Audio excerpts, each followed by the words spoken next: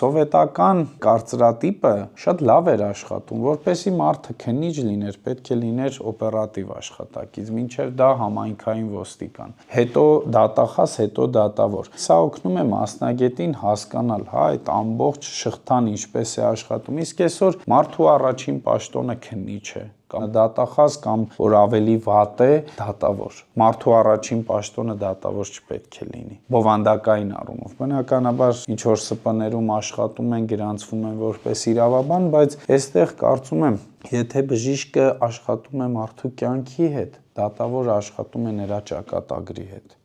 Իսկ ճակատագրի վերաբերյալ որոշում կայացնելը մարդու համար պետք է նախ եւ առաջ լինի աշխարհայացք ընդլայնված, մտահորիզոն, որպեսզի այդ մարդը հանկարծ թույլ չտա, որ իր կրքերը եւ էմոցիաները որոշման կայացման վրա վատ լույսի ներքո